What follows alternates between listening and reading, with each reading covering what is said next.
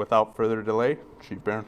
Thank you, Lieutenant. And as always, I'm always keep saying it, I thank our media friends for joining us. We have very important information to release. I want to thank you for your patience. I know a couple stories went out yesterday involving this arrest that prompted a lot of additional media interest. One thing I'm going to say about the Southfield Police Department, we take human trafficking investigations very seriously. When you look at our police officers, they're really highly trained at recognizing the signs of human trafficking when we respond to calls for service, particularly at hotels. I've given a number of briefings about arrests at these hotels, significant incidents involving human traffickers. But one thing I want to make sure that we highlight is that our officers continue to be very aware. They understand the importance of asking probing questions, looking at body language, and they also listen for the circumstances to what we're being told. In this case, we were called to the hotel initially on a report of a malicious destruction of property, where our suspect damaged our victim's vehicle. Due to our police officers' awareness, it evolved into a human trafficking investigation. So we're announcing a significant arrest of 33-year-old Randolph Lewis, who is a resident of Arlington, Texas, who we believe to be a key human trafficking person that spans from Louisiana to Southfield. These victims, some as young as 17 years old, were coerced, threatened, and manipulated into a life of sex trafficking. Through a surveillance operation from the Southfield Police Department's Tactical Surveillance Unit, interviews and forensic evidence, and cooperation from the Oakland County Human Trafficking Task Force, we were able to build a case that led to this significant arrest.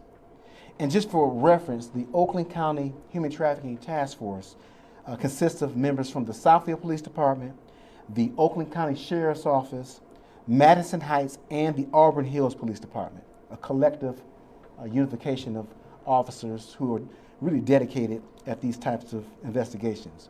So on Monday, July 21st, at approximately 3 a.m., Southfield officers were dispatched to 26111 Telegraph at the Quality Inn Hotel on a report of a domestic disturbance involving the malicious destruction of property where a vehicle was damaged. Southfield officers arrived on scene and spoke with a 21-year-old victim who was a resident of Louisiana. The victim informed officers that Randolph Lewis broke her windshield because she didn't get him the food that he requested. So I'd imagine he sent her out to get some fast food, and the order wasn't what he desired. Lewis took the victim's property that was inside of the hotel room, damaged her vehicle, and she was highly upset about the way that she was treated, and stated to our officers that he stated to her he was not going to repair the damage to the windshield, and she would like to pursue criminal charges. And this is where the police officers began their probing. The victim stated that our suspect was staying in the hotel. When our officers responded to the room, he was already had fled the location, and there was no answer at the door. The victim further stated that Lewis had rented multiple rooms. So this was a trigger. He rented 3 rooms at the Quality Inn, which is an alarming indication of human trafficking. Southfield officers quickly determined that this was suspicious for Lewis to have access to 3 hotel rooms. The victim told officers that she planned to drive back home to Louisiana that evening.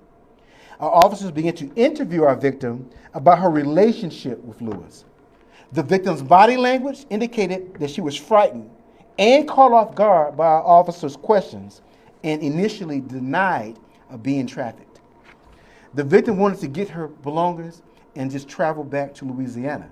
However, she disclosed that she had been taken from Louisiana and brought to Michigan by Lewis. The victim advised that there was another female who was involved with Lewis as well. However, when we made contact with that victim, she was uncooperative.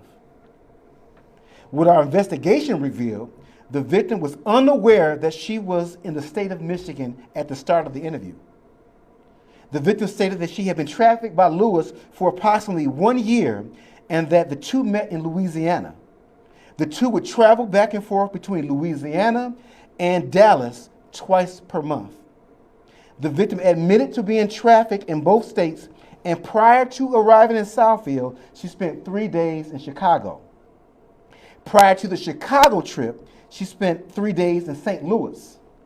The victim advised officers that the reason they left Louisiana was because another woman being trafficked by Lewis called the police, which prompted him to flee the state. The local police department in Louisiana, they are aware and they are authorizing charges as we speak for Lewis, and we do expect those charges to be forthcoming. The victim stated that in the past year of being trafficked by Lewis, there's approximately 10 other victims which she was unable to provide us with information or their contact information. Detectives are actively working to identify those other victims. The victim said that Lewis has assaulted her multiple times, which resulted in her sustaining minor injuries. The victim further stated she was forced to have unconsensual sex with Lewis at least 2 times in the past year. The victim would say no. However, Lewis would ignore her request and engage in intercourse with her anyway. These incidents did not occur in Michigan. The last incident occurred about 5 months ago in the state of Louisiana. The victim would fight Lewis to prevent the sexual assaults from occurring. She would give up after becoming fatigued or succumb to the sexual assault. Lewis has prevented our victim from leaving in the past and has used other means of manipulation, such as taking her property to control her. The victim had been staying at the Quality Inn for 3 to 4 days and has been seeing multiple clients over that span of time at the hotel. The victim advised that her services were being advertised on a commercial sex site via the internet and these sex apps. The victim stated that Lewis would take her earnings and that she would not be allowed to have money that she would receive from her clients. So we conducted a search warrant on the 3 hotel rooms at the Quality Inn.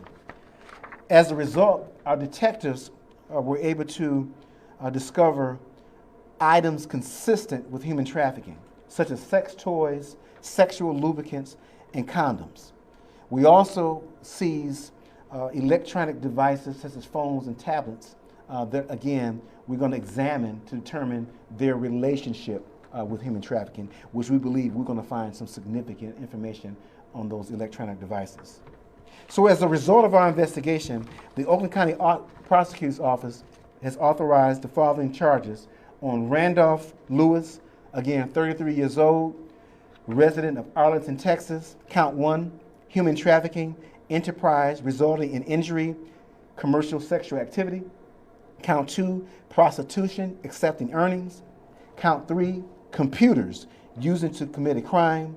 Count 4 and 5, criminal section conduct, assault with intent to commit sexual penetration. He received a $300,000 bond, cash, GPS tabler upon release. His next court date is scheduled for August 4th at 8:30 a.m. Before Judge Deborah Nance. We also know, again, that there is charges forthcoming out of the state of Louisiana. We looked at his criminal history. All of his crimes on record occurred in the state of Louisiana. He has a history of domestic assault and battery, theft, trespassing, burglary, and again, malicious destruction of property. And those cases are also pending out of Louisiana. Right now, our primary concern is the well-being and safety of the victims involved in this, and we're going to ensure that we do all we can by way of working with some of our advocacy groups and some of our other organizations to make sure they get the care that they need, certainly housing if available, and also counseling that these services often provide. I'm going to show you a video of the arrest. I'm going to show you a portion of the interview that the responding officers did the night of our investigation, just to give you a glimpse of what our victim was saying during that interview. Certainly we're going to have her completely blocked out to secure her identity. But the most important video I'm going to show you is a video of our suspect while he's in our lockup injure himself. And when I tell you, when these suspects injure themselves in police custody, they do it for a number of reasons. One being, and you all see this play out plenty of times, that's why I love the fact that we have body cameras, they will assume that the public will believe that we assaulted them and caused the injuries, because he injured himself significantly. The second reason why they do these things is because they think it's going to delay their processing through the criminal justice system. And what I'll tell you is not going to work. Although he's been in the hospital since the day of this incident, because again, he injured himself right away, head injuries. He's going to still be processed. He's still been arraigned. And soon as the medical staff at the hospital determine that he is free to be discharged, he's going to be remanded to the Oakland County Jail. So again, I'm going to be doing him a favor when I show this video, because I'm going to prevent him from filing a false police report, which will be additional charges. So that's a gift I'm giving our suspect. So at this point, we can show the first video. Again, it's a video. You can lower the lights a little bit. And remember, all this information I'm going to give to you on a thumb drive. But this is the interview the evening, 3 o'clock in the morning, of our victim as she's talking to responding officers. So you going for your so you from down in Louisiana and you met him down here and you brought him up here. Is that what happened? I'm just trying to get that time frame. Okay. Are you free to leave? Like if you want to leave right now, free to leave?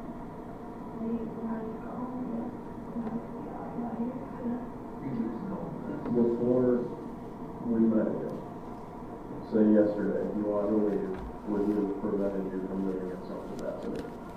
Yeah. Taking your keys, told you no, physically lock the door, anything like that? Yeah. Okay. At my house in Louisiana, I told him where down to, and then he had a key to my car too. And I started to make like 4 calls to come in. And I told him I didn't want to leave because he had a key. So I was just like, just leave because he could come back anytime. So I called a friend and they wanted to my apartment. All right, you are watching the human trafficking case involving a victim and a suspect here traveling across states to get here to Michigan in order to engage in sexual acts. The suspect is accused of forcing the victim to engage in those sexual acts. Now, what you're seeing right now is body cam footage from one of the officers on the site when the arrest took place just 3 days ago, right here in Southfield. That's the victim that is blurred out right here. We know you can't really hear what's going on here, but we want to stick with this so you can get the full picture and see what really happened here on the day of the arrest. Let's see if that audio is better. It looks like we got a different clip here. What's the problem? Huh? What's your name? My name, what's the problem? What's the problem? Spread your feet. Spread your feet. What's your name? Right? What's your name? What's the problem? What's your name? What's the problem? What is your name? What's your name? Okay? The next video is him assaulting himself in the cell block inside of the Southfield police station.